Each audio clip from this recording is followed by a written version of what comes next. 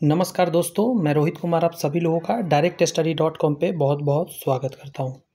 आज के क्लास में हम लोग बात करेंगे दोस्त, चैप्टर नंबर पहला है ये। और याद रखिएगा, इस चैप्टर बहुत ज़्यादा महत्व रखता है। कोशिका विज्ञान, इसी को सेल थ्योरी कर सकते हैं, साइटोलॉजी भी बोलते हैं, कई तरह के नाम से इस चैप्टर को जानते हैं। और आपको बता दें कि इसमें हम संपूर्ण चैप्टर पूरा थ्योरी हम आपको बताएंगे। और इस चैप्टर का जो भी ऑब्जेक्टिव है मैं वो भी बता दूंगा। ऑब्जेक्टिव अपना ही चैनल पे अवेलेबल है, जो पहले ही मैं करा दिया था।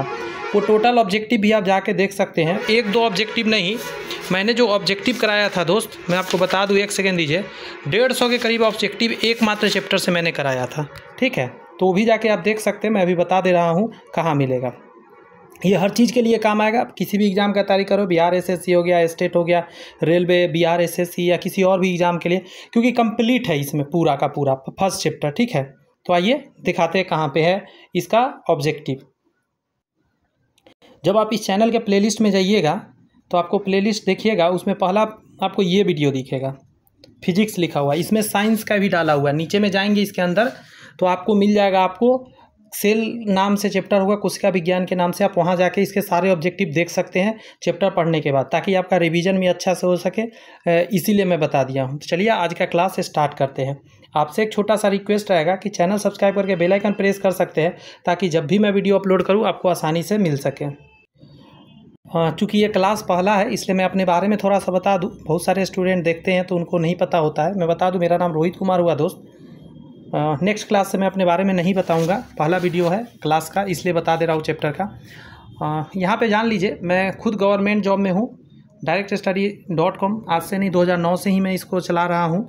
और 15 सालों का एक्सपीरियंस है मेरे पास। बहुत सारे स्टूडेंट हमारे से अलग अलग डिपार्टमेंट में सरकारी नौकरी लिए हैं, तो एक बहुत अच्छी बात है जो मैं अच्छे से आपको गाइड कर सकता हूँ। खुद नौकरी लिया हूँ तो मैं आपको भी अच्छे से गाइड कर सकता हूँ कि कैसे आखिर नौकरी आपको भी मिलेगी। और एकदम कम समय में एकदम ऑथेंटिक पढ़ाई लेकर आता हूँ मैं। इधर उधर की कोई बातें नहीं, सिर्फ काम की बातें। तो चलिए शुरू करते हैं। ध्यान दीजिएगा, जैसा कि आपको मैंने बताया, कोशिका विज्ञान के नाम से इस चैप्टर को जानते हैं। यहाँ से बहुत ज़्यादा एग्जाम में क्वेश्चन बनता है। हर एक टॉपिक देखेंगे, एनसीईआरटी और एससीईआरटी बेस्ड सारे टॉपिक है। पहला पॉइंट में आप देखेंगे क्या कहा जा रहा है। कोशिका यानी सेल सभी सजीव एवं जीव की आधारभूत संरचना और क्रियात्मक इकाई यानी basic structural and functional unit है। यही दो शब्द याद रखना है आपको, आधारभूत संरचना और क्रियात्मक इकाई है सेल। पॉइंट नंबर अगला कहता है कि कोशिका जीव द्रव यानी प्रोटोप्लाज्म से बनी संरचना होती है, और इस जीव द्रव में कई कार्बनिक और अकार्बनिक यौगिक उपस्थित रहते हैं।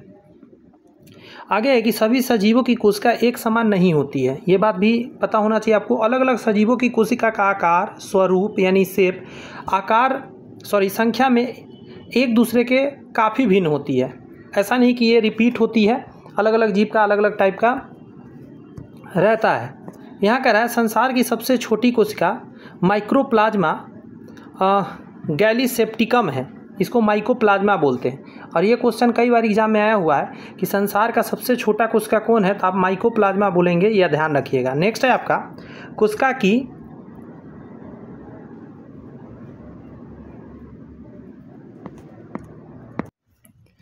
अगला पॉइंट में कह रहा है आपको कि संसार शरीर की सबसे छोटी कोशिका, ये क्या लिखा है, संसार शरीर, मानव शरीर हो सकता है, ठीक है। मानव शरीर यहाँ सही रहेगा, यहाँ मिस प्रिंट है। मानव शरीर की सबसे छोटी कोशिका मस्तिष्क के सेरिबेलम का ग्रेनुलर कोशिका होता है। मानव शरीर में अगर बात किया सबसे छोटा, तो ये क्या है, मस्तिष्क के सेरिबेलम का ग्रेनुलर कोशिका होता है।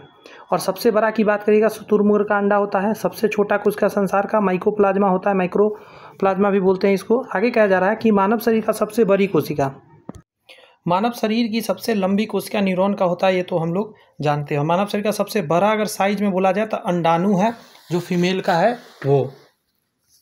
तो ये ध्यान रखना है। अंडाणु ओवा जो है सबसे बड़ा साइज में है, जैसे कि इस तरीका का कह सकते हैं बड़ा साइज में। और लंबा की बात करिएगा तो देखिए इस तरीके के लंबा में कह सकते हैं न्यूरॉन। तो ये सारी बातें इंपॉर्टेंट है, ये जितनी पॉइंट है बहुत ज़्यादा इंपॉर्टेंट है। हर एक क्वेश्चन था एग्जाम के लिए।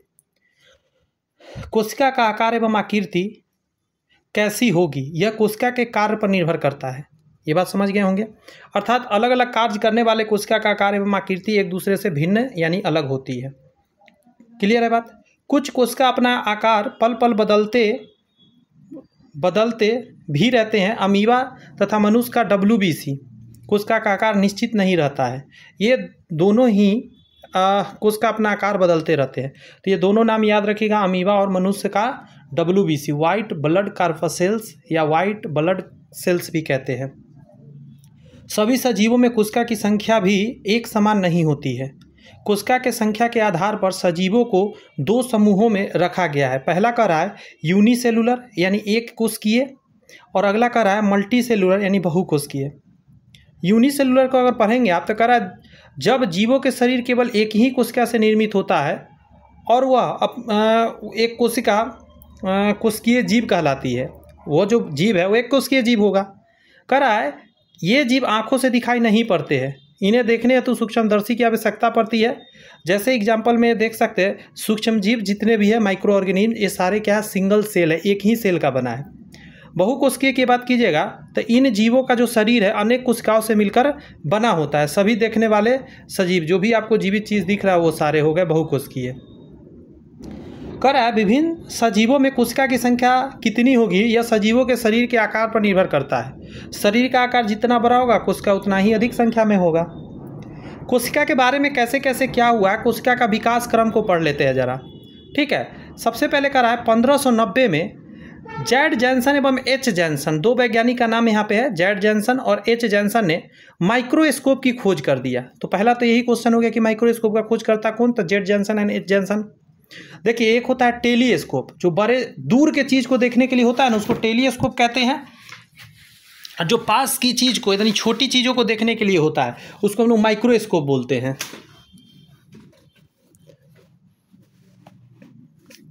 क्लियर है बातें।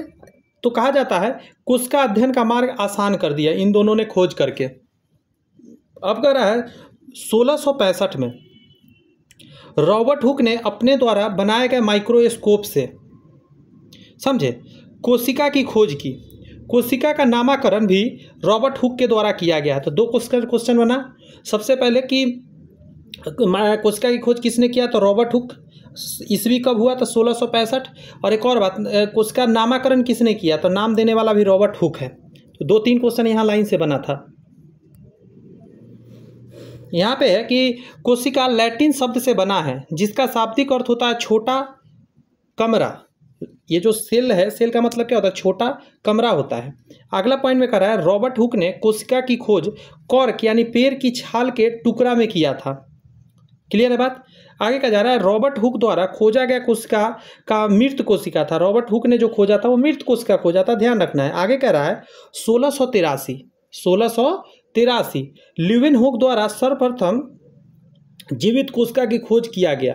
ल्यूवेनहुक ने पहले की तुलना में उन्नत माइक्रोस्कोप द्वारा जीवित कोशिका के रूप में जीवाणु, प्रोटोजवा, RBC कोशिकाओं को देखा। यानी एक चीज़ उन्होंने नहीं देखा, उन्होंने कई तरह का चीज़ देखा। बस समझे। ये जो 1685 में करा है ल्यूवेनहुक द्वारा सर्वप्रथम करा है जीवित कोशिका की खोज की गई। और कहा जा रहा है खोज की गई ल्यूवेनहुक ने पहले की तुलना में उन्नत प्रकार का माइक्रोस्कोप का प्रयोग किया। और क्या क्या देखा, जीवाणु देखा, प्रोटोजवा देखा और RBC कोशिका को उन्होंने देखा। नेक्स्ट पॉइंट में कहा जा रहा है कि 1831 में रॉबर्ट ब्राउन, अब कौन सा व्यक्ति आ गए हैं, रॉबर्ट ब्राउन, कोशिका के मध्य में मतलब बीच में एक गोले जैसे संरचना देखा। ठीक है, और संरचना देखकर उन्होंने क्या कहा, इसका नाम कह दिया केंद्रक, तो न्यूक्लियस रखा। अब एक चीज़ समझ लीजिएगा यहाँ पे कि रॉबर्ट ब्राउन जो है उस 1831 में सेंटर की बात किया, केंद्रक, समझे। तो याद रखेंगे ये शब्द। आगे कह रहा है 1838-39 में जैकब स्लाइडेन एवं टी स्वान, जैकब स्लाइडेन मतलब स्लाइडेन एंड स्वान, आप नाम बार बार सुने होंगे, के बारे में कह रहा है ने कोशिका मतवाद यानी सेल थ्योरी, यहाँ पे एल होगा CELL, कोशिका मतवाद यानी सेल थ्योरी प्रस्तुत की। इसके बाद कहा जाता है कि यह स्पष्ट हो पाया कि प्रत्येक सजीव का शरीर कोशिकाओं से निर्मित होता है। अच्छा, इन्होंने इस सेल थ्योरी में क्या कहा, स्लाइडेन एवं स्वान के द्वारा प्रस्तुत जो थ्योरी था उसको यहाँ देखिए जरा। सबसे पहला पॉइंट उन्होंने कहा था क्या कि प्रत्येक जीव का शरीर एक अथवा अनेक कोशिकाओं से निर्मित होता है। आगे कह रहा है प्रत्येक जीव की उत्पत्ति एक कोशिका से ही होती है। आगे कह रहा है कि प्रत्येक कोशिका अपने आप में एक स्वाधीन इकाई है, परंतु जब सब कोशिका मिलकर परिणाम स्वरूप एक ही जीव का निर्माण करते हैं। बात समझ में आया? बात को एकदम याद कर लीजिए। प्रत्येक जीव एक का शरीर एक या अनेक कोशिकाओं का निर्मित होता है, मतलब सिंगल सेल जीव होता है या बहुकोशिकीय जीव होता है। 2 नंबर पॉइंट में प्रत्येक जीव की उत्पत्ति एक कोशिका से हुआ है, चाहे वो मल्टी सेलुलर क्यों ना हो, हम और आप भी क्यों ना हो, एक ही सेल से बने हुए हैं। आगे थ्योरी में कहा प्रत्येक कोशिका अपने आप में एक स्वाधीन इकाई है, मतलब एक जो कोशिका है ना वो अपने आप में भी एक स्वतंत्र है, परंतु सब कोशिका मिलकर काम करते हैं, परिणाम स्वरूप एक जीव का निर्माण हो जाता है। आगे पॉइंट में कोशिका की उत्पत्ति जिस भी प्रक्रिया से हो उसमें कोशिका का केंद्रक मुख्य भूमिका अदा करता है। केंद्रक का मुख्य भूमिका अदा करता है। क्या होता है प्रक्रिया उनको नहीं पता, कैसे कोशिका बन रही है, लेकिन ये पता है उनको कि केंद्रक की महत्वपूर्ण भूमिका निभाती है। मान के चलिए ये कोशिका है, तो ये जो सेंटर है ये बीच वाला मुख्य भूमिका निभा रहा है नया कोशिका बनाने में, लेकिन कैसे क्या हो रहा है इसमें उन्होंने क्लियर नहीं बताया था। अब देखिए आगे पॉइंट में क्या कर रहा है, कह रहा है 1839 में पुरकिंजे नाम का एक वैज्ञानिक है ने कोशिका में पाए जाने वाले अर्ध तरल, ठीक है, जो थोड़ा सा लिक्विड है थोड़ा सा शुष्क है, अर्ध तरल दानेदार पदार्थ को जीव द्रव यानी प्रोटोप्लाज्म, टी छूट गया यहाँ पे, प्रोटोप्लाज्म नाम दे दिया। प्रोटोप्लाज्म यानी जीव द्रव पुरकिंजे ने कहा था ये 1839 में। 1846 में पुरकिंजे के बाद व्यक्ति का नाम है जिनका नाम था बॉन मोल ने कोशिका में पाए जाने वाले जीव द्रव की खोज कर दिया। आगे यदि बात करें तो 1855 में रुडोल्फ विर्चोव ने पता लगाया कि नए कोशिका का निर्माण पहले वाले मौजूद कोशिका के द्वारा ही विभाजन से होता है। ठीक है, ये इंपॉर्टेंट हुआ बहुत ज़्यादा 1855 वाला रुडोल्फ विर्चोव, ये नाम याद रखना होगा आपको, समझे। पूछा जाता है कि वो भी कौन सा वैज्ञानिक था जिसने कहा था कि नए सेल का निर्माण पुराने वाले सेल से होता है, तो आंसर निकल के आता रुडोल्फ विर्चोव। अच्छा आगे देखते हैं 1861 में कह रहा है मैक्स सुल्ज ने, व्यक्ति का नाम है मैक्स सुल्ज ने कोशिका को जीव द्रव यानी प्रोटोप्लाज्म का एक पिंड बता दिया। उनका यह मानना था कि प्रोटोप्लाज्म जो है, ठीक है, थ्योरी कहलाया, मतलब सॉरी इसको प्रोटोप्लाज्म थ्योरी कहा गया, जो जिस तरीका से इन्होंने वर्णन किया उसको। एक और व्यक्ति को देखिए 1831 में एम नॉल एवं ई रस्का ने इलेक्ट्रॉन माइक्रोस्कोप का आविष्कार किया। इसके बाद इसके खोज में बहुत ज़्यादा उन्नति हुआ था। कोशिका की संरचना की बात करते हैं, कोशिका कैसे कैसे बना है, क्या क्या है, ठीक है, आराम से देखिए सारी बात क्लियर होता जाएगा। पहले से पढ़े ही हैं लमसम लोग, रिवाइज कर लीजिए यहाँ पे फटाफट। कह रहा है कोशिका को मुख्य रूप से 2 भागों में बांटा जा सकता है, कोशिका झिल्ली, ठीक है, कोशिका झिल्ली कहा जाता है। पौधे में कोशिका झिल्ली के अतिरिक्त एक और कोशिका का जो भित्ति भी पाया जाता है, ये ध्यान रखना है, और जीव द्रव, यानी कि ऐसे समझिए, मान के चलिए ये कोशिका है, सॉरी मतलब कोशिका झिल्ली है और ये अंदर में एक केंद्रक होता है। तो उसने क्या कहा, एक तो इसको मेन इंपॉर्टेंट रोल माना ये जो कोशिका झिल्ली है, और दूसरा इसके अंदर जितने मटेरियल है उसको, अंदर में जो मटेरियल है यानी कोशिका द्रव, ये 2 चीज़ को बहुत इंपॉर्टेंट हिस्सा में बांटा जाता है। और पौधा होगा तो एक और इसके ऊपर में लेयर बना जाएगा जिसको कि कोशिका भित्ति बोलते हैं, रिजिडिटी पैदा करता है, मजबूताई देता है, जो हम लोग में नहीं होता है, सिर्फ पौधा में होता है। कहता है जीव द्रव को पुनः 2 हिस्सों में विभाजित किया जाता है। ये जो अभी सेंटर आपने देखा था, तो ये जो इसके अंदर जो सामान भरा हुआ है उसको 2 भागों में बांटते हैं जीव द्रव को। एक देखेंगे आप, कह रहा है इसको कोशिका द्रव और एक केंद्रक, क्लियर है बात। ये है कोशिका, ये है केंद्रक, और ये अंदर जो भरा हुआ है ये सब, इसमें जो भी भरा हुआ है इसमें ये सारा चीज़ है कोशिका द्रव और एक केंद्रक। 2 भागों में बांटा गया है कोशिका द्रव, जीव द्रव जिसको बोलते हैं। कोशिका द्रव साइटोप्लाज्म में ढेर सारी रचना यानी स्ट्रक्चर पाई जाती है। उसे 2 प्रकार से के होते हैं के स्ट्रक्चर, एक को तो हम लोग बोलते हैं जीव द्रवीय रचनाएं और एक बोलते हैं मेटाप्लास्टिड। ये क्या है भाई, समझ में आएगा, घबराने की जरूरत नहीं। ये क्या हो गया, 1 सेकेंड दीजिए। अब देखिए, तो अगर हम बात करें जीव द्रव रचनाएं, तो जीव द्रव रचनाएं को कहता है, इसके अंतर्गत कह रहा है इसके अंतर्गत जो जीव की रचनाएं होती है, जिसमें गौर से देखिएगा, जिसमें बढ़ने तथा विभाजन करने की क्षमता होती है। ठीक है, फिर से सुन लीजिए एक बार ये लाइन। जीव द्रव रचनाएं क्या होता है? जो बढ़ सकता है, जीवित कहिए सीधी बात, जैसे सेंट्रोसोम, राइबोसोम, लवक जिसको प्लास्टिड बोलते हैं, लाइसोसोम, अंतर्द्रव्यीय जालिका, माइटोकॉन्ड्रिया, गोल्गी का। ये जितने भी आप 6 पॉइंट 7 पॉइंट देख रहे हैं, ये सभी क्या है? जीवित है, ये सब आगे बढ़ती है। अच्छा, इसका क्या मतलब है जो बढ़ना? ये देखिए, इसका मतलब समझिए। मेटाप्लास्टिक क्या है? ये निर्जीव रचनाएं हैं जिसमें न तो बढ़ने की क्षमता होती है और ना ही विभाजन करने की क्षमता होती है। यहाँ पे आप गौर से देखिएगा, मेटाप्लास्ट के अंतर्गत गौर से सुनिएगा, रसदानी, वैक्यूल, खाली जगह, वसा के कण, फैट के कण, प्रोटीन के कण, प्रोटीन, ग्लाइकोजेन, पित्त इत्यादि इसके अंतर्गत आते हैं। क्लियर हो रही है बातें? अब हम लोग कोशिका झिल्ली को पढ़ते हैं जरा। सेल मेम्ब्रेन क्या है उसको समझिए जरा। यहाँ पे कहा जा रहा है कि प्रत्येक कोशिका के चारों ओर बहुत ही पतली, जीवित, मुलायम, लचीली झिल्ली होती है। ठीक है, जो कोशिका झिल्ली कहलाती है। एक बात यहाँ याद रखने वाली बात है, ये लाइन कि इसका जो मोटाई होता है 75 एंगस्ट्रम होता है। ये थोड़ा मिस्टेक से लिखा गया है, ए के जस्ट ऊपर में ऐसे गोल होता है। ठीक है, ये अलग में ऐसे डिग्री जैसा लिखा गया है, लेकिन इसके सेंटर पर ऊपर में एकदम होता है, 75 एंगस्ट्रम मोटा होता है।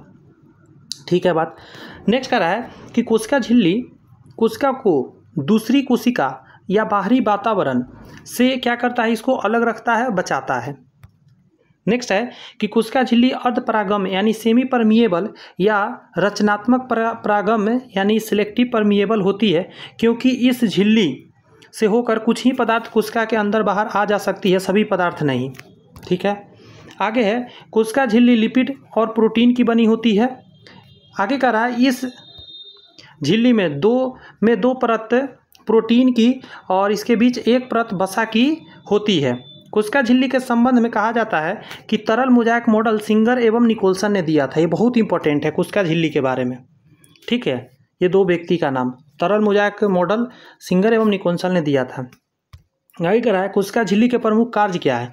एक में है, यह कोशिका को निश्चित आकृति देता है। ठीक है, और तथा कोशिका के भीतर रचनाओं को बाहरी आघात से बचाता है। नेक्स्ट पॉइंट है कि यह कोशिका के अंदर जाने तथा बाहर आने वाले पदार्थ पर नियंत्रण रखता है। ये बात भी सही है। अगला पॉइंट में, ये कोशिका के जीवों में कोशिका झिल्ली के द्वारा ही सीलिया, फ्लैजिला तथा कूटपाद का निर्माण होता है। आगे कह रहा है कोशिका द्वारा होने वाले परासरण तथा विसरण की क्रिया कोशिका झिल्ली द्वारा ही संपन्न होता है। आगे पॉइंट में है आपका सेल वॉल यानी कोशिका भित्ति। यहाँ पे कह रहा है कि पौधा तथा कवक में कोशिका झिल्ली के बाहर एक परत होती है। कहाँ पे होता है? पौधा में भी और कवक में भी होता है कोशिका झिल्ली के बाहर एक परत। इस परत को ही हम लोग क्या नाम से जानते हैं पता है? कोशिका भित्ति। ठीक है, इसी को क्या कहते हैं दोस्त? कोशिका भित्ति। कोशिका भित्ति कोशिका झिल्ली के तरह न तो जीवित झिल्ली है और ना ही अर्धपरागम्य झिल्ली है। आगे कह रहा है कोशिका भित्ति 3 परतों का बना एक मोटा भित्ति होता है। ध्यान दीजिएगा, कह रहा है कि कोशिका भित्ति 3 परतों का बना एक मोटी भित्ति होता है। कोशिका भित्ति 3 लेयर में है। जैसे समझिएगा, कह रहा है पौधों की कोशिका भित्ति सेल्यूलोज, क्या चीज़ का? सेल्यूलोज और हेमी सेल्यूलोज की बनी होती है। ठीक है, आगे कह रहा है कि तथा कवक का, गौर से सुनिए, कवकों की कोशिका भित्ति काइटिन या हेमी सेल्यूलोज की बनी होती है। मतलब सेल्यूलोज या हेमी सेल्यूलोज तो वो है किसका? पौधा का है, ध्यान रखिएगा। लेकिन जब भी कवक की बात आ जाएगी तो काइटिन और हेमी सेल्यूलोज हो जाएगा, सेल्यूलोज मत मारिएगा। ठीक है, थोड़ा सा याद रखना है, काम क्या चीज़ है। अच्छा, कोशिका भित्ति के प्रमुख कार्य सबसे पहले आप देखेंगे तो कहा जा रहा है कि यह भित्ति पौधे में कोशिका की रक्षात्मक परत है, मतलब इससे रक्षा होती है। जैसे कि कोशिका की निश्चित आकार मिलता है, मजबूती मिलता है और सुरक्षा मिलता है। 3 बातें हो गया। 2 नंबर पॉइंट में कह रहा है कि कोशिका को सूखने से बचाता है, पहली नंबर बात। ये विभिन्न कोशिकाओं को जोड़ने का भी काम करता है, मतलब कनेक्शन करके रखता है अलग अलग कोशिकाओं को। आगे कह रहा है कि कोशिका भित्ति एक निर्जीव संरचना है, सजीव नहीं है और पारगम्य है, मतलब इससे कोई चीज़ आ जा सकता है लेकिन नियम से। कोशिका झिल्ली को भी सुरक्षा देता है, क्योंकि कोशिका झिल्ली के ऊपर ही तो होता है। क्लियर है बातें? इतनी बात, और मुझे लगता है आसानी से सारी बातें आपको याद हो गई। अब कोशिका द्रव की परतें बात जो कोशिका झिल्ली के अंदर होती है। पहला पॉइंट में कहा जा रहा है कि जीव द्रव का वह भाग, किसका? जीव द्रव, जो कोशिका झिल्ली के अंदर है, सारा जीव द्रव ही, तो जितना चीज़ है इसके अंदर सारे चीज़, तो वही कह रहा है कि जीव द्रव का वह भाग जो केंद्रक यानी न्यूक्लियस तथा कोशिका झिल्ली, ये मैंने क्या कर दिया, जस्ट अ सेकेंड दोस्त, कुछ मैंने क्लिक गलत कर दिया है, मुझे सही करना पड़ेगा।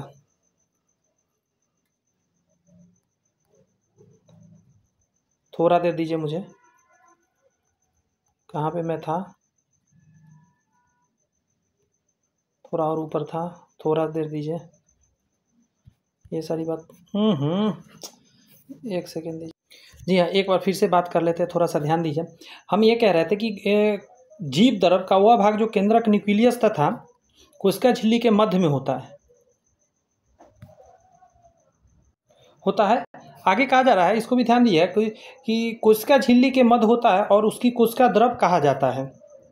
यहाँ कह रहा है कि कोशिका द्रव या जिसको जीव द्रव बोला जाता है, एक रंगहीन, ध्यान रखिएगा, अर्ध पारदर्शक, मतलब थोड़ा अंदर बाहर दिख सकता है। आगे कह रहा है अर्ध तरल पदार्थ होता है, मतलब पूरा पूरा तरल नहीं होता, अर्ध तरल पदार्थ होता है। ये एक प्रकार का कोलाइड कह सकते हैं, जिसमें 80% जल होता है। ये ध्यान रखने वाला परसेंट है कि 80% जल होता है। जल के अलावा जीव द्रव यानी कि कोशिका द्रव में लगभग 30 तरह के तत्व पाए जाते हैं, जिसमें से जैसे देख सकते ऑक्सीजन हो गया, कार्बन हो गया, हाइड्रोजन हो गया, नाइट्रोजन हो गया, ऐसे करके 30 तरह के टोटल तत्व होते हैं। नेक्स्ट टॉपिक में है कि कोशिका द्रव में कोई जीवित तथा कार्य करने वाले रचनाएं मौजूद होते हैं। कई तरह के इसमें जीवित और कार्य करने वाले रचनाएं होते हैं, उसी को हम लोग सेल ऑर्गेनेल बोलते हैं, यानी कोशिका अंगक बोलते हैं। कोशिका अंग नहीं, कोशिका अंगक, इस शब्द पे ध्यान रखना है। जैसे कि उसमें से पढ़ते हैं अंतर्द्रवीय जालिका की बात करते हैं, इंडोप्लाज्मिक रेटिकुलम इसको बोला जाता है, ये कोशिका के अंदर ही होता है। कह रहा है यह महीन नालिका, गौर से सुनिए, महीन नलिकाओं का एक जाल जैसी संरचना होती है। जाल जैसी संरचना होती है, नली लेकिन रहता है पतला पतला पाइप, संरचना के रूप में कोशिका द्रव में ये पाया जाता है। ये इंडोप्लाज्मिक रेटिकुलम की बात कर रहा है। इसके बारे में एक और बात है कि यह संरचना कहीं कहीं पर कोशिका झिल्ली से मिली होती है, मतलब टच में रहता है कोशिका झिल्ली के, तो कहीं कहीं केंद्रक झिल्ली से मिला रहता है। यानी कि ऐसे समझिए, मान के चलिए ये है, ये ज़्यादा बड़ा केंद्रक हो गया, थोड़ा छोटा कर देते हैं। हाँ, तो अगर इसकी बात करिएगा इस तरीका के होगा, लेकिन यहाँ भी कहीं कहीं टच होगा। कहाँ पे? तो अंदर में इसमें टच होगा और इधर ये बाहर टच होगा। क्यों ऐसा टच होता है? ताकि कुछ मटेरियल को इधर उधर वो मूव करा सके। आगे कह रहा है आपका कि यह संरचना लिपोप्रोटीन यानी लिपिड और प्रोटीन की बनी होती है। सबसे इंपॉर्टेंट लाइन ये लिखा गया है कि जो अंतःपर्दवीय जालिका होती है यह लिपिड और प्रोटीन की बनी होती है, जिसको एक साथ मिलाकर लिपोप्रोटीन कह देते हैं। यहाँ पे कह रहा है कि कोशिका द्रव में ER मतलब इंडोप्लाज्मिक रेटिकुलम दो प्रकार के होते हैं। एक तो बोला जाता है चिकनी अंतःपर्दवीय जालिका, जिसको स्मूथ इंडोप्लाज्मिक रेटिकुलम बोलते हैं। दूसरा है खुरदरी अंतर्द्रवीय जालिका, जिसको रफ इंडोप्लाज्मिक रेटिकुलम बोला जाता है। आगे कह रहा है कि रफ इंडोप्लाज्मिक रेटिकुलम के झिल्ली पर राइबोसोम के सूक्ष्म कण पाए जाते हैं। किसके दोस्त? राइबोसोम के सूक्ष्म कण पाए जाते हैं, जबकि स्मूथ इंडोप्लाज्मिक रेटिकुलम पर राइबोसोम उपस्थित नहीं होते हैं। राइबोसोम उपस्थित नहीं होते, ध्यान रखिए। स्मूथ पे राइबोसोम नहीं होते हैं, वरना वो भी क्या हो जाएगा? रफ हो जाएगा अगर उपस्थित होगा तो। आगे कह रहा है अपनी विशेष संरचना के कारण अंतर्द्रवीय जालिका को कोशिका या कोशिका द्रव का कंकाल तंत्र भी कहा जाता है। ध्यान रखने वाली बात है। आगे कह रहा है कि इस संरचना की खोज सर्वप्रथम पोर्टर, क्लाउडे तथा फूलम, ठीक है, ने किया था, जबकि इसका प्रथम बार नामकरण पोर्टर एवं कालमैन के द्वारा किया गया था। क्लियर है इतनी बातें? नेक्स्ट पॉइंट पर अगर आप ध्यान देंगे, कह रहा है अंतर्द्रवीय जालिका को वर्तमान समय में एर्गोस्टोप्लाज्म, क्या बोला जाता है? एर्गोस्टोप्लाज्म भी कहा जाता है। अब इसके कार्य आ जाइए, जो कि सुपर इंपॉर्टेंट है आपके एग्जाम पर्पस के लिए। अंतर्द्रवीय जालिका का प्रमुख काम, पहला है यह अंतःकोशिकीय परिवहन का कार्य करता है।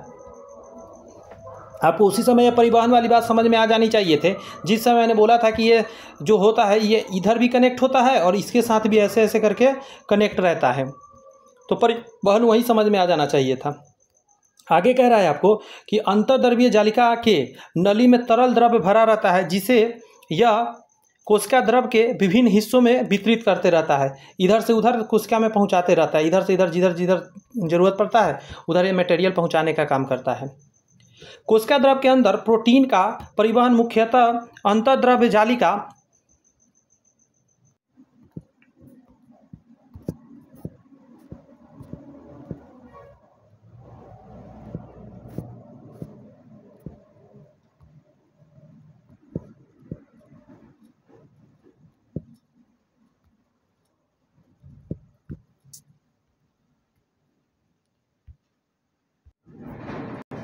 ध्यान दीजिएगा, अभी थोड़ा देर क्लास चलेगा, मैंने देख लिया अभी है बचा हुआ, मुझे लगा थोड़ा सा ही बचा है, लेकिन नहीं, कोई बात नहीं, देखते हैं।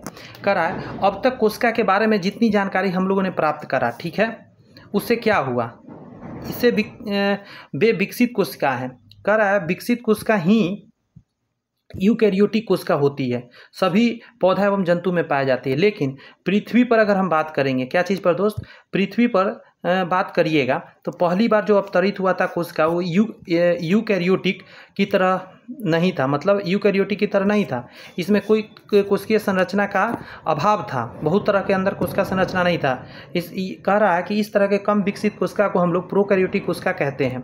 का एक और चीज़ जानिएगा कि जीवाणु जो है इसी तरह की कोशिका का एक उदाहरण होता है, ठीक है। आगे था प्रोकैरियोटिक और यूकैरियोटिक कोशिका में मुख्य अंतर क्या है।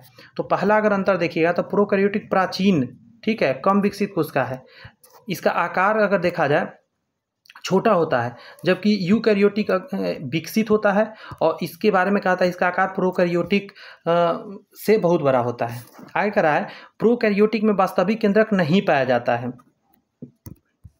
लेकिन यूकैरियोटिक में वास्तविक केंद्रक आपको देखने को मिलता है। वास्तविक केंद्रक का मतलब क्या है ना, कि जो केंद्रक इसका है, जैसे कि ये देखिए, दोनों कोशिका में बना के दिखाता हूँ आपको,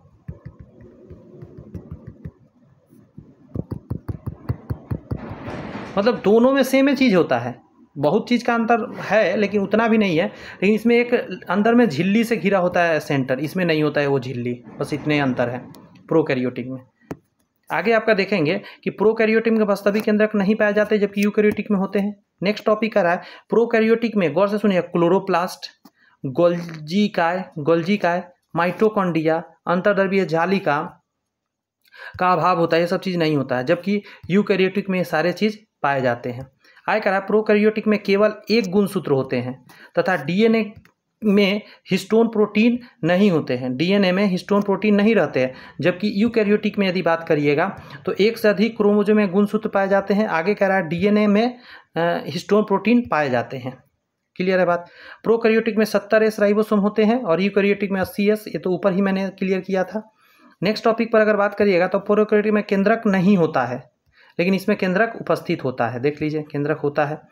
आगे अगर टॉपिक पर बात करिएगा तो यहाँ पे कहा जा रहा है प्रोकैरियोटिक में कोशिका भित्ति होता है, परंतु यह सेल्यूलोज की नहीं बनी होती। कोशिका भित्ति होता है प्रोकैरियोटिक में, लेकिन सेल्यूलोज का नहीं बना होता है, जबकि यूकैरियोटिक में कोशिका भित्ति सेल्यूलोज की बनी होती है, ठीक है। प्लांट और एनिमल कोशिका की अब बात करते हैं। कह रहा है कि पादप तथा जंतु दोनों की कोशिका यूकैरियोटिक है, ये तो बात ऊपर देख ही लिया आपने। लगभग इन दोनों की कोशिका समान होती है, लगभग समान होती है।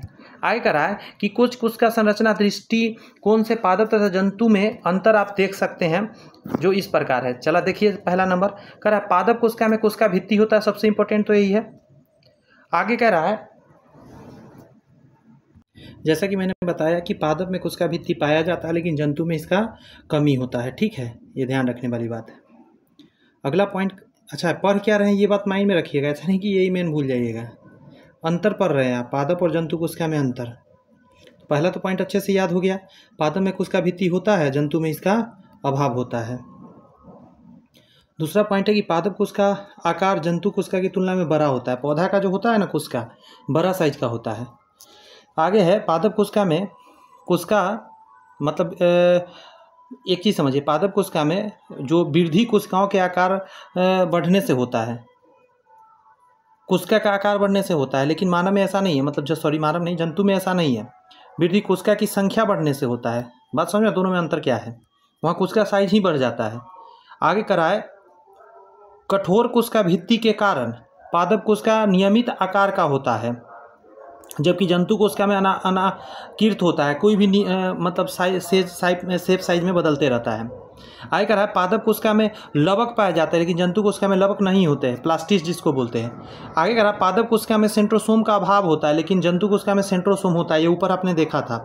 पादप कोशिका की राजधानी काफ़ी बड़ी होती है और जंतु में बहुत छोटी होती है, न के बराबर होती है, होती भी नहीं है बहुत में। पादप कोशिका में ऊर्जा, गौर से सुनिए, ऊर्जा भोजन में स्टार्च के रूप में जमा होता है, लेकिन जंतु में यदि बात करिएगा तो ऊर्जा जो होता है संग्रहित होता है वो ग्लाइकोजेन के रूप में रहता है। और कहाँ ये जमा होता है, तो यकृत के अंदर, लीवर में होता है। आगे कह रहा है पादप कोशिका में सिलिया जैसी प्रचलन अंगक पाया जाता है पौधा में, सॉरी, ये अंग का निर्माण नहीं होता है कहने का मतलब, लेकिन सिलिया केवल जंतु कोशिका में ही देखने को मिलता है ताकि वो यहाँ से वहाँ जा सके। क्लियर है इतनी बातें। एक शब्द आता है डिफ्यूजन, विसरण, और एक होता है प्रासरण, ऑस्मोसिस। आपको ये बात समझना होगा कि विसरण जो होता है वो क्या है और प्रासरण क्या है। आइए उसको अच्छे से क्लियर करते हैं। कह रहा है पोषक पदार्थों का सजीव में प्रत्येक कोशिका में पहुंचना कोशिका में अनुपयोगी हानिकारक पदार्थों का बाहर निकालने के लिए, या तो इम्पोर्टेंट खाना को पहुंचाना है या अनइम्पोर्टेंट हानिकारक पदार्थ को बाहर निकालना है। ये बहुत अत्यंत आवश्यक होता है।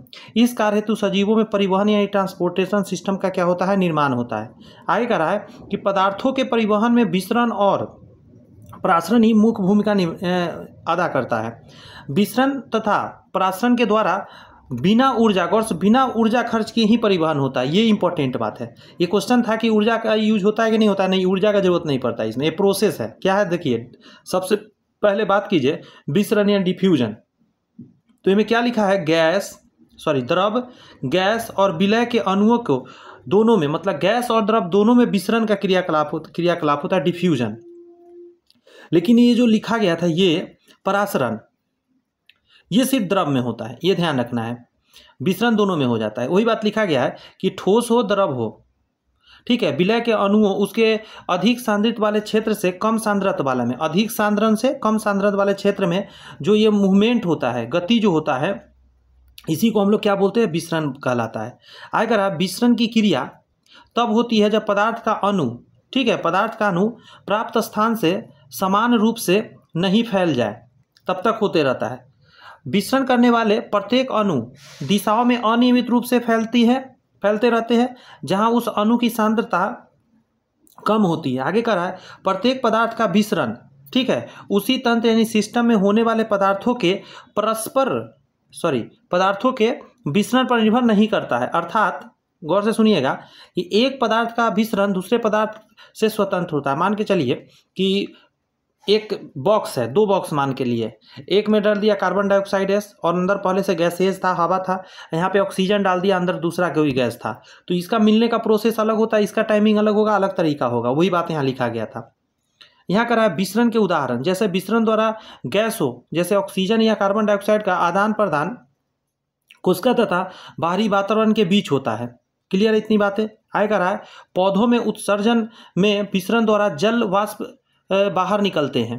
आगे है आपका कि विभिन्न पोषक पदार्थों को बाहरी वातावरण से कोशिका विसरण द्वारा ही ग्रहण करता है, ठीक है, क्लियर बात।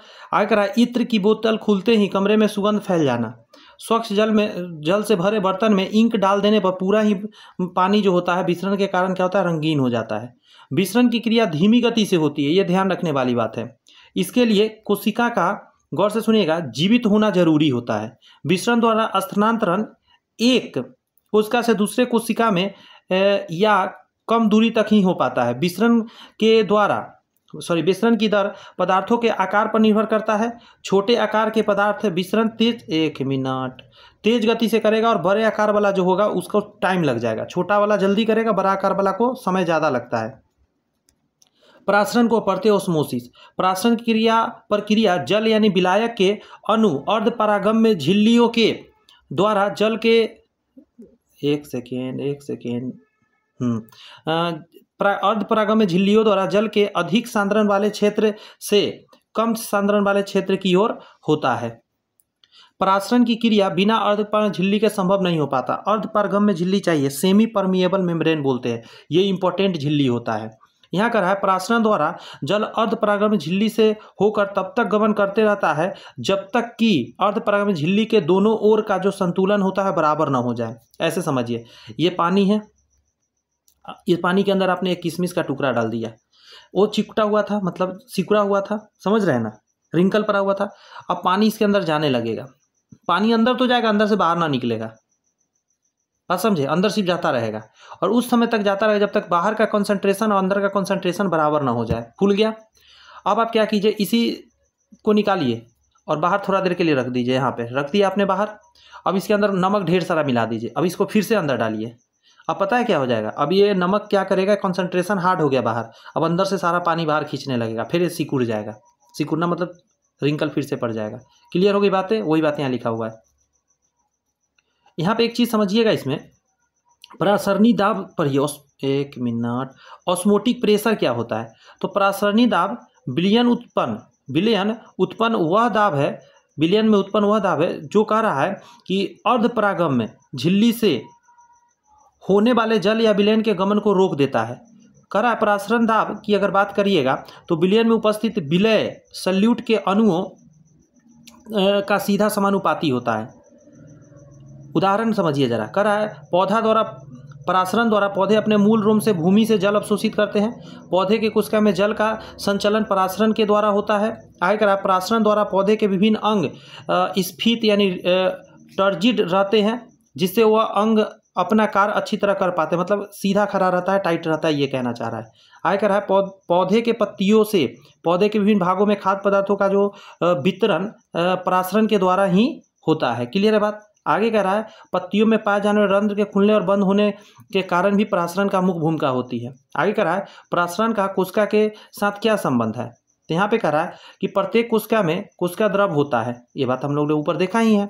आगे कह रहा है कि जिसकी अपनी एक निश्चित परासरण दाब होती है। कोशिका में पाए जाने वाले विलयन यानी कोशिका द्रव की तुलना में 3 प्रकार के विलयन से करने का परिणाम निकल आता है, और इस प्रकार है वो। जैसे विलयन क्या क्या प्रकार का होता है सो बता रहा है। पहला है कि समपरासरी विलयन, जिसको आइसोटोनिक सॉल्यूशन बोलते हैं। ऐसे विलयन जिसकी सांद्रता तथा परासरण दाब कोशिका रस की सांद्रता और दाब के समान होता है, उसे समपरासरी विलयन कहा जाता है। कह रहा है समपरासरी विलयन में कोशिका के रखने पर जल का कोई आदान प्रदान नहीं होता है, फलस्वरूप कोशिका के आकार तथा वजन में कोई परिवर्तन नहीं होता। इसको समपरासरी विलयन बोलते हैं। अब कह रहा है अल्पपरासरी विलयन, जिसको हाइपोटोनिक बोलते हैं। एक है हाइपरटोनिक। कह रहा है ऐसे विलयन जिसकी सांद्रता परासरण दाब कोशिका द्रव से कम होता है, उसे अल्पपरासरी विलयन कहते हैं। अल्पपरासरी विलयन में कोशिका को रखने पर जल बाहरी विलयन से कोशिका में प्रवेश करने लगता है, जिसके कारण कह रहा है कोशिका का आकार एवं वजन बढ़ जाता है। अल्पपरासरी विलयन से जल का कोशिका में प्रवेश करना अंतःपरासरण की क्रिया होता है। आगे कह रहा है अतिपरासरी विलयन, हाइपोटोनिक सॉल्यूशन। ऐसा विलयन जिसमें सांद्रता और जो दाब है वो अधिक होता है, जिसे अतिपरासरी विलयन कहा जाता है। इससे क्या होता है कि अतिपरासरी विलयन में कोशिका रखने पर कोशिका का अंदर का जो जल है बाहर निकल जाता है और कोशिका का आकार और वजन घट जाता है, और ज़्यादा निकल गया तो कोशिका ही मर जाता है। अतिपरासरी विलयन में कोशिका को रखने पर कोशिका का जल बाहर निकलना बाह्य परासरण कहलाता है, जिसको बोलते हैं एक्सोएस्मोसिस बोलते हैं। उसको क्या था? इंडोएस्मोसिस। यहाँ ध्यान रखिएगा। एक और यहाँ शब्द देखना है आपको कि बाह्य परासरण के कारण कोशिका का जीव द्रव सिकुड़ने लगता है, और कुछ समय के बाद जीव द्रव संकुचित होकर कोशिका के एक कोने में कोशिका झिल्ली द्वारा घिरी हुई नजर आती है। इस प्रक्रिया को जीव द्रव संकुचन कहा जाता है, प्लाज्मोलाइसिस बोलते हैं। इतना बड़ा कोशिका था, ये सिकुड़ के यूं अंदर में ऐसे चिपक जाता है कहीं सारा मटेरियल आके। आगे एक चीज़ समझ लीजिएगा, यहाँ पे बीज का फूलना इसी का उदाहरण है। ठीक है, बीज का फूलना इसका ही उदाहरण है। अगर आप पानी में बीज रख देते हैं तो पानी में जो फूल जाता है बीज, उसको अंतःपरासरण के कारण फूलता है। कुछ अन्य उदाहरण की बात करते हैं। कह रहा अंतः शोषण, ठीक है, और सक्रिय परिवहन। अंतः शोषण एक विशेष प्रकार का विसरण है जिसमें गोंद, स्टार्च, जिलेटिन, लकड़ी, ठीक है, सूखे बीज, गौर से सुनिए, सूखे बीज यहाँ पे आ गया ना, एक सेकेंड, सूखे बीज जल अवशोषित कर फूल जाते हैं। ये सारे अंतः शोषण के अंतर आता है। यहाँ पे देखिएगा, यह अंतःपरासरण और बाह्य परासरण।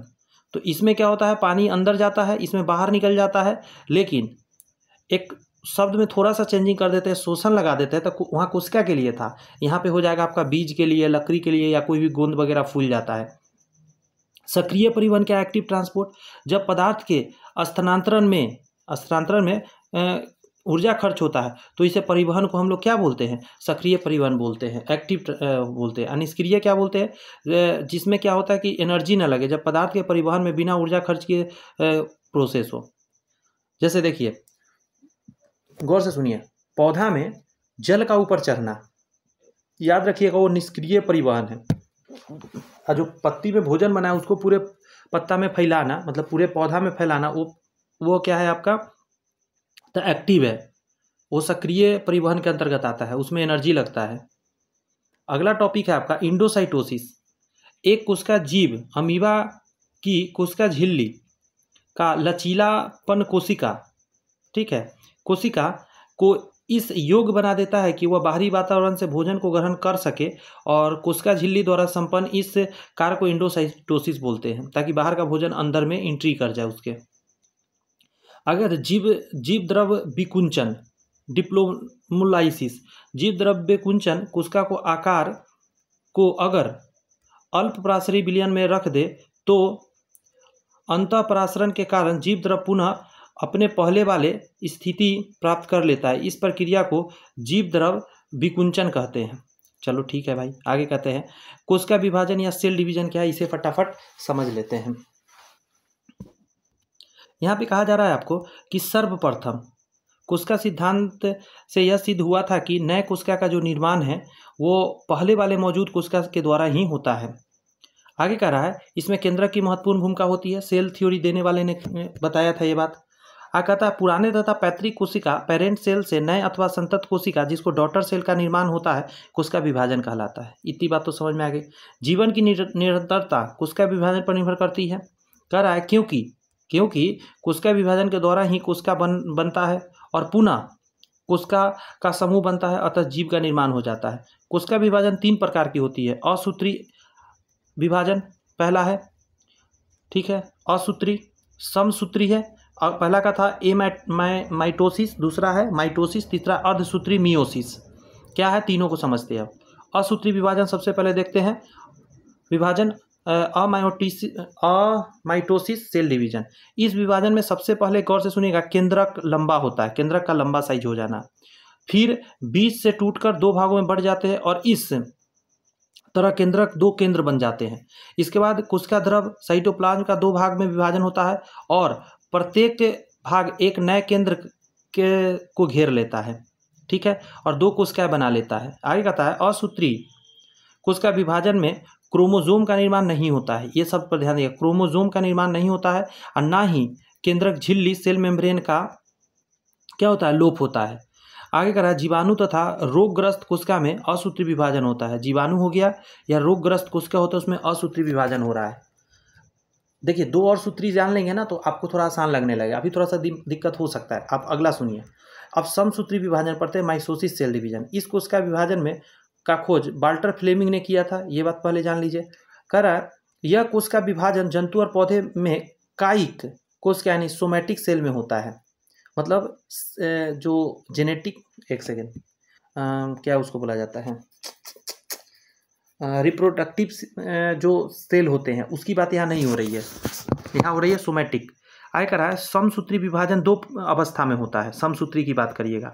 असूत्री तो आपने देख लिया। पहला है आपका कैरियोकिनेसिस, आगे कहता है साइटोकिनेसिस। तो कैरियोकिनेसिस की बात करिएगा तो इस अवस्था में कोशिका के केंद्रक का विभाजन होता है सबसे पहले, ठीक है। आगे कह रहा है कैरियोकिनेसिस अवस्था 4 अवस्था स्टेजेस से गुजरकर समाप्त होता है। यह 4 अवस्था क्रम इस प्रकार है। सबसे पहले होता है प्रोफेज प्रोसेस, फिर होता है मेटाफेज, फिर होता है एनाफेज और अंतिम में होता है टेलोफेज। प्रोफेज, मेटाफोज, एनाफेज और टेलोफेज।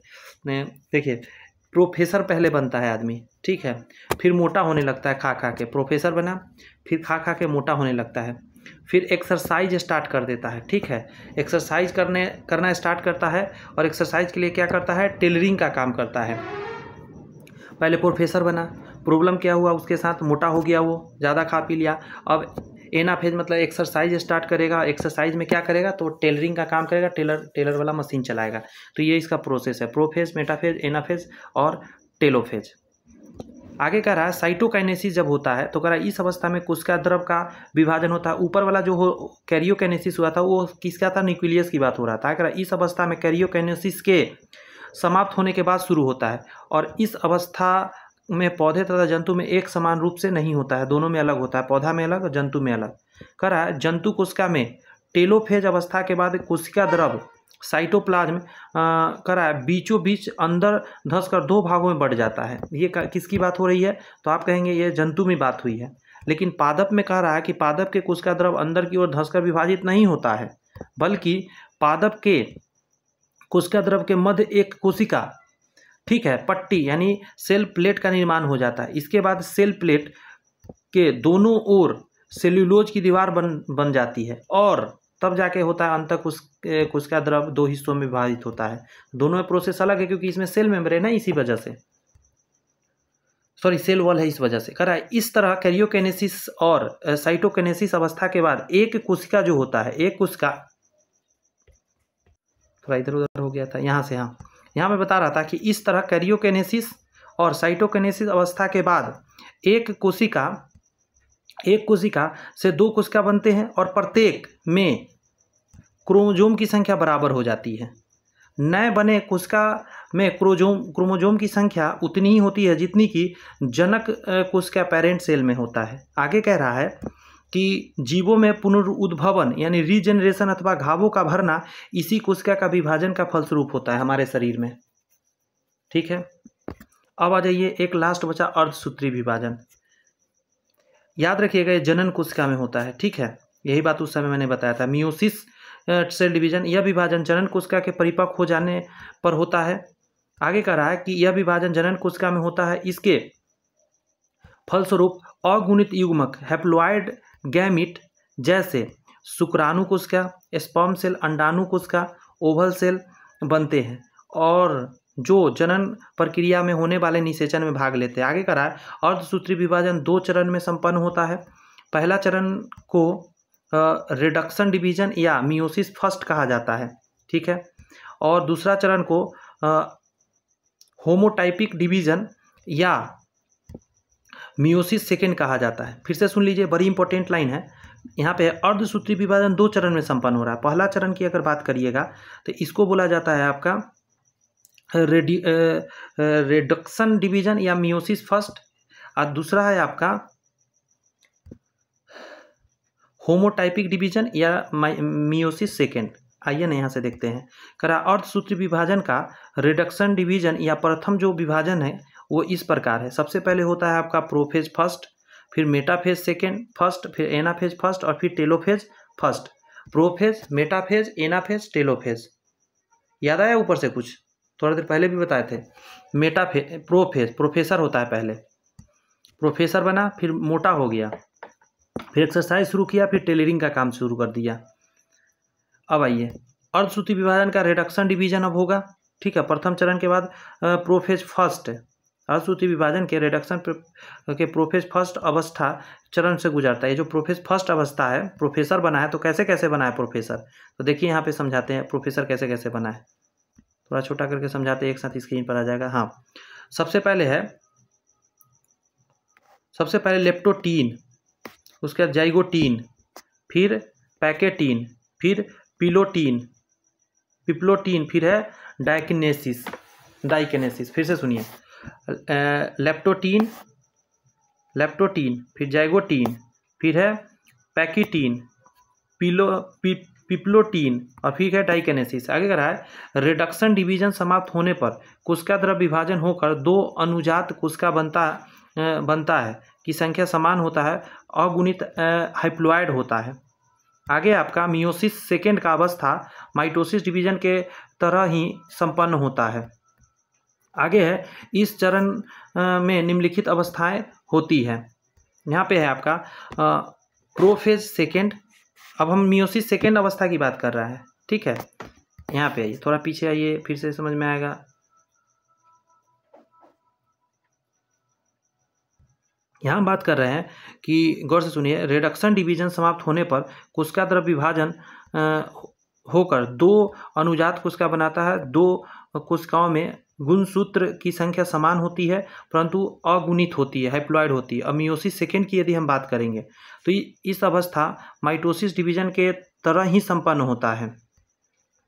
ठीक है, इस द्वितीय चरण में निम्नलिखित अवस्थाएं होती है। फिर से आप आ जाइए, जैसे प्रोफेज सेकेंड हो गया, मेटाफेज सेकेंड, एनाफेज सेकेंड और टेलोफेज सेकेंड हो जाता है। सभी में सेकेंड लग गया। आगे कह रहा है कि मियोसिस सेकेंड में संपन्न होने पर भी 2 नए कोशिका बनती है। ठीक है, इसमें गुणसूत्र की संख्या समान परंतु अगुणित होती है। मियोसिस डिवीजन के दोनों चरण समाप्त होने पर कोशिका में 4 कोशिकाओं का निर्माण हो जाता है। कितना? 4 कोशिका। मियोसिस डिवीजन में बने अगुणित कोशिका यानी हैप्लॉइड निषेचन के दौरान आपस में मिलकर जाइगोट यानी युग्मनज या द्विगुणित कोशिका डिप्लॉयड सेल बदल जाता है। इस तरह गुणसूत्रों का आपस में मिलने से उसमें नवीनता आती है जो सजीवों में विभिन्नता वेरिएशन उत्पन्न करता है। अगर यही विभिन्नता है पदार्थ पर विकासवाद यानी इवोल्यूशन का कच्चा पदार्थ है। तो यहाँ पे आपका दोस्त पूरा का पूरा चैप्टर का जितनी बातें थी मैंने कंप्लीट करा दिया। अब आता है इसके क्वेश्चन की बात, जो ऑब्जेक्टिव है। ठीक है, अप्रॉक्सिमेटली मुझे लगा 50 मिनट, और इतने बातें कहीं नहीं आपको मिलेगा इतना कम समय में, जो मैंने कोशिश की आपके बीच सारा इंपॉर्टेंट बात रखने का। अब बात आता है ये क्वेश्चन करने का, तो मैं ये ऑलरेडी क्वेश्चन करा रखा हूँ, इसलिए मैं यहाँ नहीं करा रहा हूँ। आपको मैंने इस वीडियो के शुरू में ही बताया था कि ये कहाँ आपको मिलेगा। एक प्लेलिस्ट बना हुआ है, जाके आप उस प्लेलिस्ट में से आप इन सारे को क्या कर सकते हैं दोस्त, सारे ये जितने ऑब्जेक्टिव आपके सामने हैं आप देख सकते हैं, सारे ऑब्जेक्टिव मैंने ऑलरेडी करा रखा है। और वहाँ से जाके इन ऑब्जेक्टिव का प्रैक्टिस कर लीजिए, आपका मज़ा आ जाएगा। पहले आप खुद से बना के देख सकते हैं और उसके बाद वहाँ से आप सारे के वीडियोस देख सकते हैं। ठीक है, आप देखेंगे यहाँ पे टोटल जो ऑब्जेक्टिव का संख्या है आप देख लीजिए, 137 ऑब्जेक्टिव आपको है इसमें। चैनल सब्सक्राइब करके बेल आइकन प्रेस कर लीजिए, क्योंकि नेक्स्ट जो चैप्टर होगा वो हिस्टोलॉजी स्टडी ऑफ टिश्यू होगा। All the best, bye bye, thank you.